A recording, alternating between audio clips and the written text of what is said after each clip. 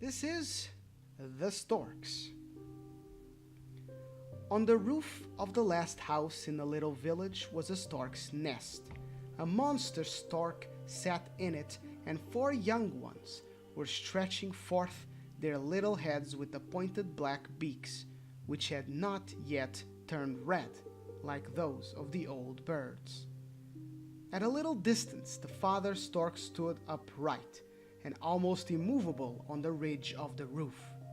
He had drawn up one leg in order not to be quite idle while he was watching over his nest like a sentry.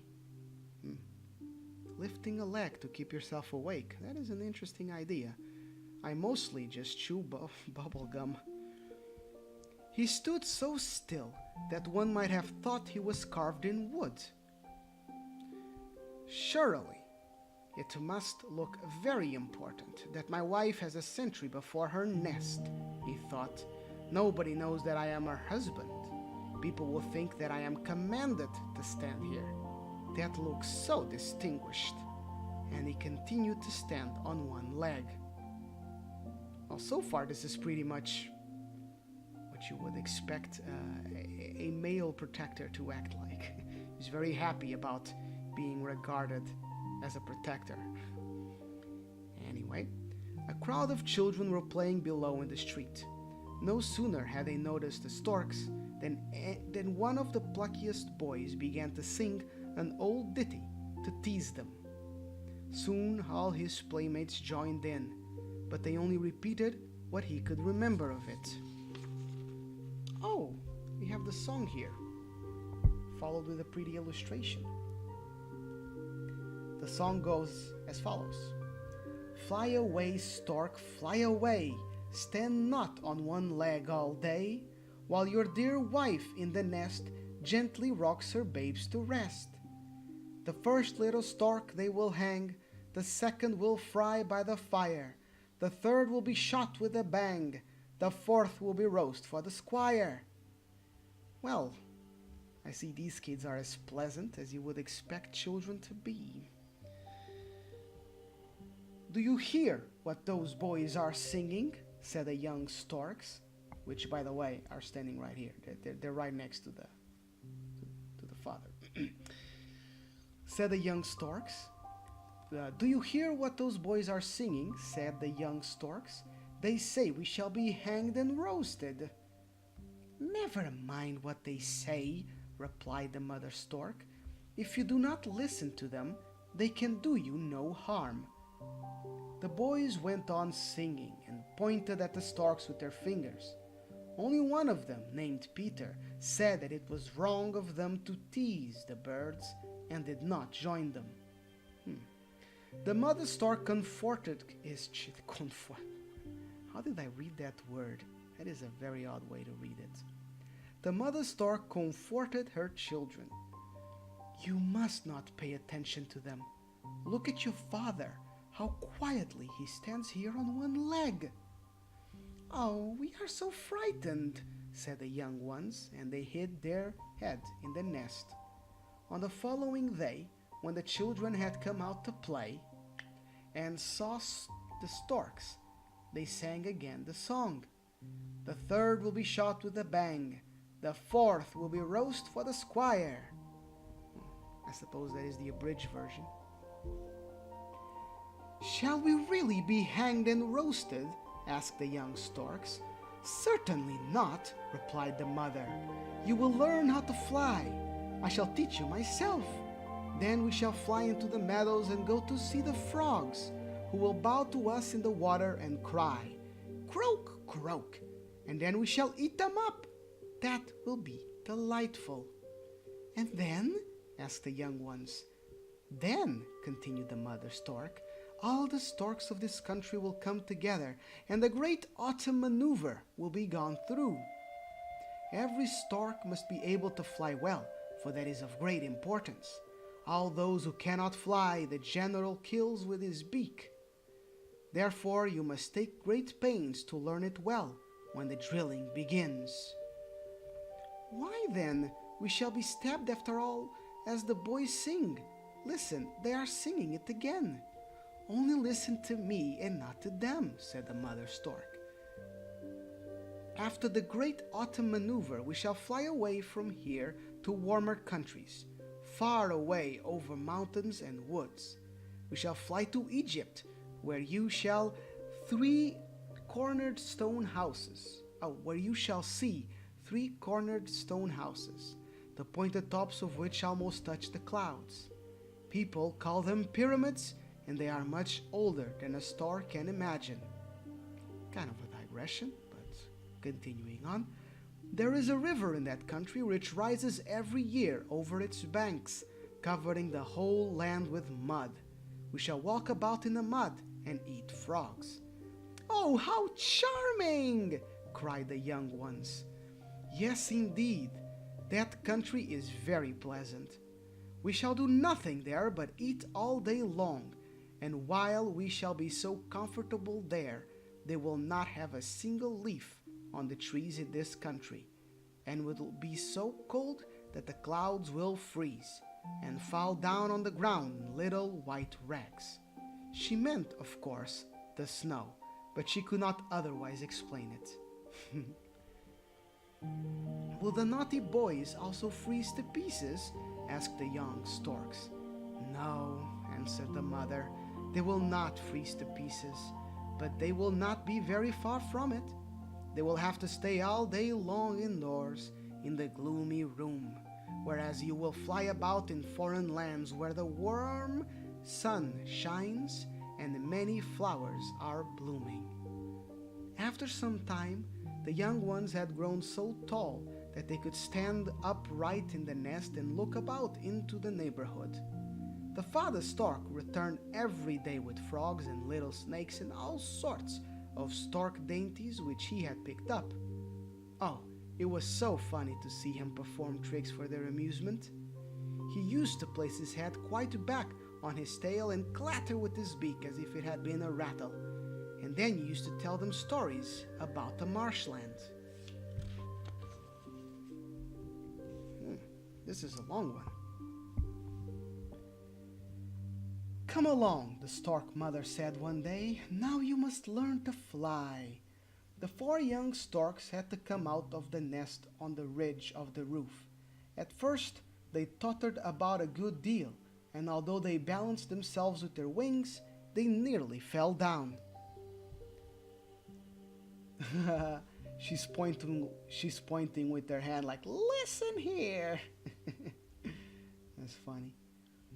So now we will probably see the boys' songs coming to fruition. We'll see. I assume that this is where this is going. The songs will become true. You have only to look at me, said the mother. You must hold your heads like this and place your feet thus. 1, 2, 1, 2. That's right. That is what will enable you to get on in the world. Then she flew a short distance away from them, and the young ones made a little jump, but they fell down with a thud, for their bodies were still too heavy. I do not wish to fly, said one of the young ones, and crept back into the nest. I do not care to go to warm countries.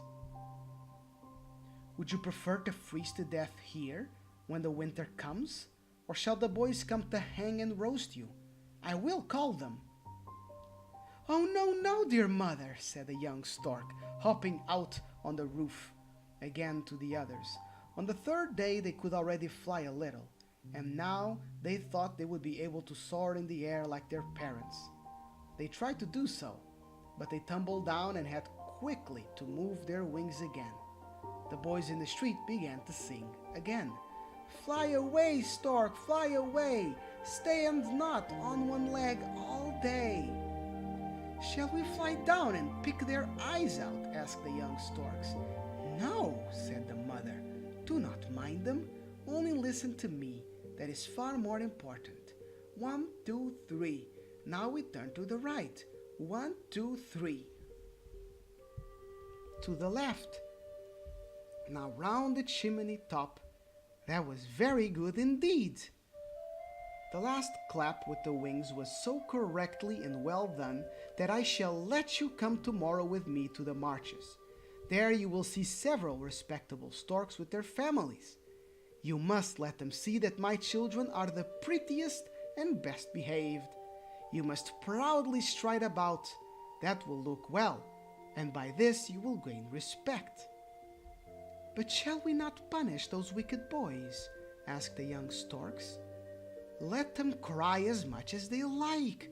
You will rise high into the clouds and fly away to the country of the pyramids while they are freezing and have not a single green leaf, not a sweet apple." "We shall take our revenge upon them," whispered the little ones, and went on practicing. Oh, that is a whisper. Allow me to repeat with a whisper. "We shall take our revenge upon them," whispered the little ones, and went on practicing. I have to put the right mood into this after all.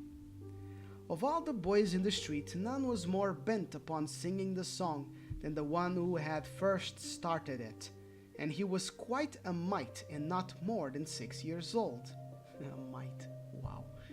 The young storks thought he was more than 100 years old because he was so much taller than their father and mother, and what did they know about the age of children and grown-up people?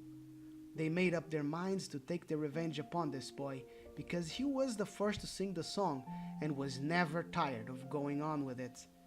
The young storks were very angry with him, and the older they became, the less they would suffer it. At last the mother had to give them the promise that they should be revenged, but not until the day before their departure.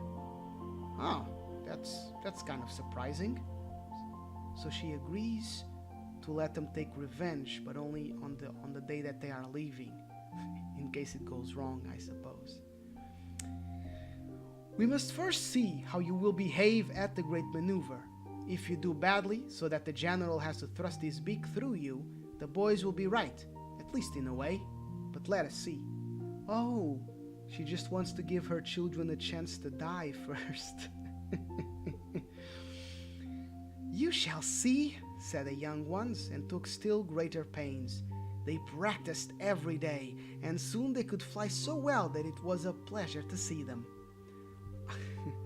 That vengeful will to succeed. It really gets us through some great, needs for effort. Let's say that. We really find the will to to work hard when we want to prove someone wrong. Anyway, autumn came at last. All the storks began to assemble and to set out for the warm countries to pass the winter. That was a great maneuver. They had to fly over woods and villages only to see what they could do, for their journey was a very long one. They acquired themselves so well that they passed the review excellently and received frogs and snakes as a reward.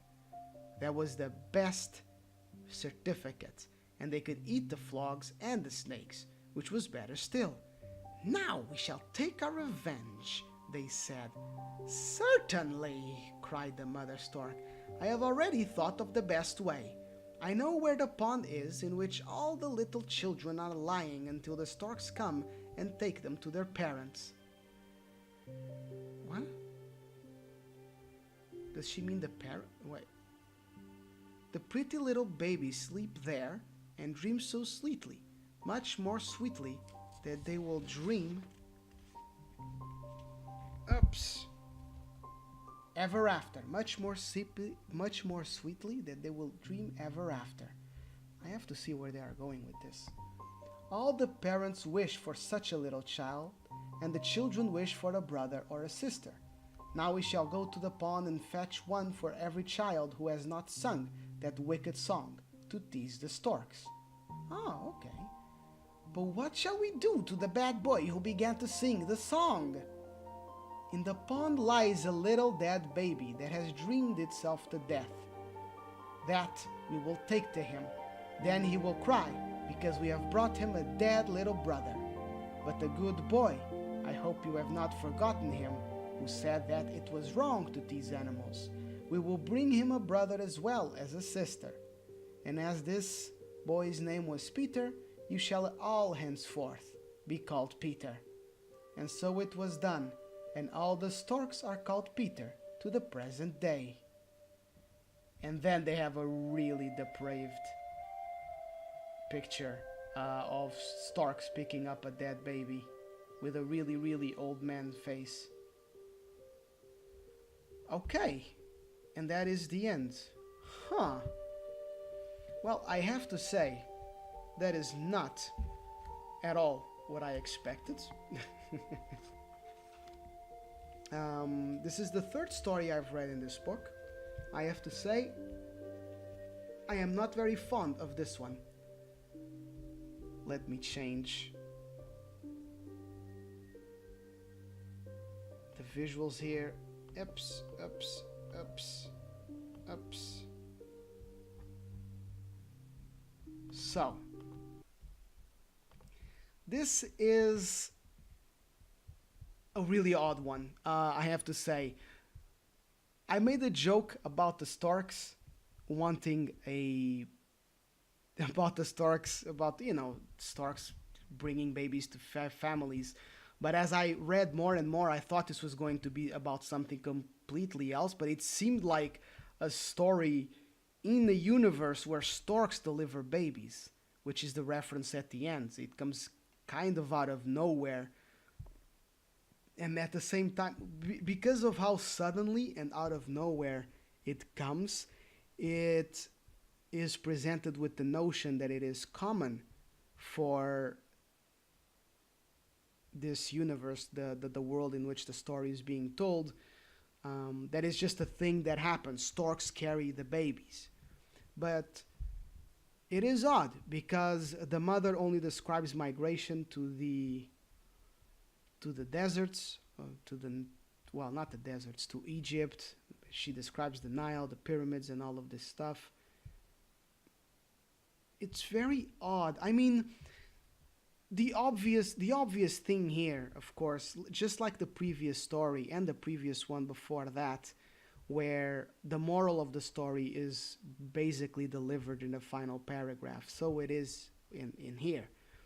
When they write, you know, to the bad boy, we will do this. To the good boy, we will do this. So again, don't be a bully and you will be rewarded. Be a bully and eventually you will be punished. You will suffer the consequences of being a bully.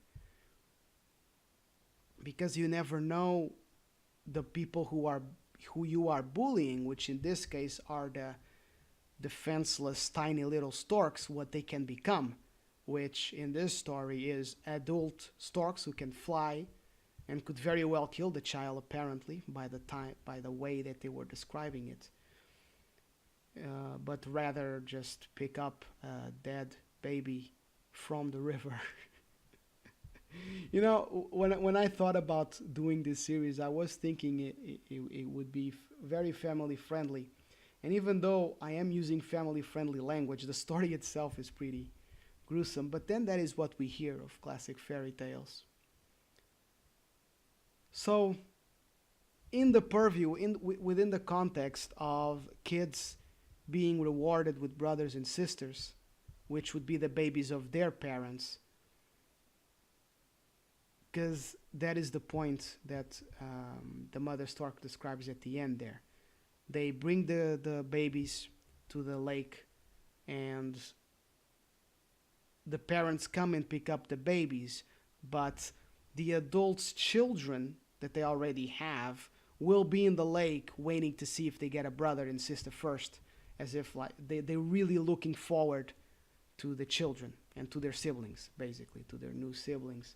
So the punishment is to give, not only not to give any, so the good boy gets a brother and a sister.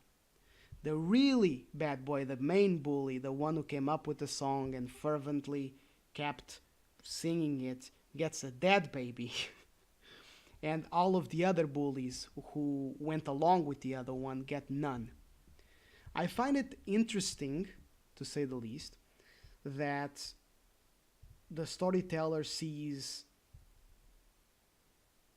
siblings or and siblings slash children as a reward, not only for children, not only for the parents, but a sibling for the siblings basically. So it's a reward for me to have a brother or sister. It's a reward for us. Essentially, what I'm getting at, it's interesting that being a single child is a punishment in this story, which I think is very in line with the morality in that time, and what I suppose would be a good morality nowadays. I think having siblings is a really nice thing to experience if everyone is raised correctly. Let's not get into it. So all in all, it has a couple of interesting aspects. I personally didn't like it. I thought the presentation that the Storks are bringing babies and all of that kind of stuff really comes out of nowhere and is not at all previously presented as it should be. When the mother is describing all of the migration, she should mention their jobs, that they're carrying babies somewhere to and fro, something like that. She does nothing. Most of the story is just describing Stork behavior, repeating the songs, repeating that they want revenge. The mother decides to give them the revenge out of nowhere, but then I don't know. The other two stories were pretty solid, but this one I'm not feeling it. For an example that I can give you of why this one reads so poorly, I don't want to be so harsh, but why it reads so poorly is, for example, the revenge angle, where the children are asking for revenge, but they're very specific about the revenge that they're asking, which is they want to pick the boy's eyes out, they want to hurt him, they want to kill him. And then the writing goes, the writing goes. So the mother said, yes, okay, you will take revenge. And then comes up with a completely different revenge. Now, fair enough, the kids ask, but what about killing? But the way they wrote her admonishing their need for revenge, which I'm going to look it up back again.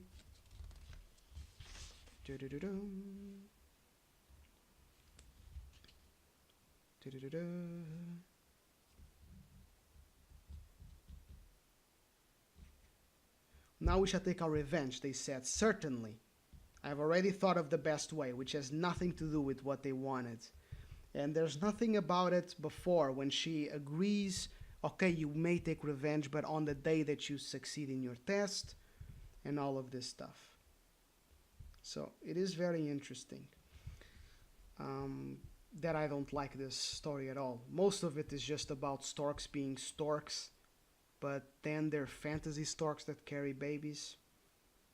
I like the moral of the story, which is, you know, bullies get punished, and if you treat others well, you get rewarded. I like the fact that the mother makes sure her children earn their opportunity. I like that their children don't go rogue, they obey their mother all throughout. They train, they get better, they grow big, they learn to fly. So all in all, the behaviors that the story is encouraging, I really like.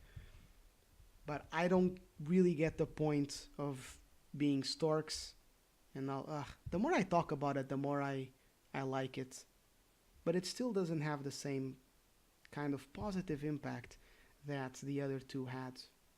So that will be all for today. Next up, we will be reading The Daisy. Odd name. We will see what that is about. Thank you for listening. I hope that was interesting to you. Oops. I would have loved to hear your thoughts, especially in this story. It is not a very straightforward one to really examine. It makes it very hard for me to structure my thoughts when it really came out of nowhere. The fact that the storks are carry babies. Came out of completely nowhere. It really does. I really do think like 3/4 of this story is not about what the story is. Yeah, really weird. Still enjoyable. Have a good night. This is Kuzcopia, signing out.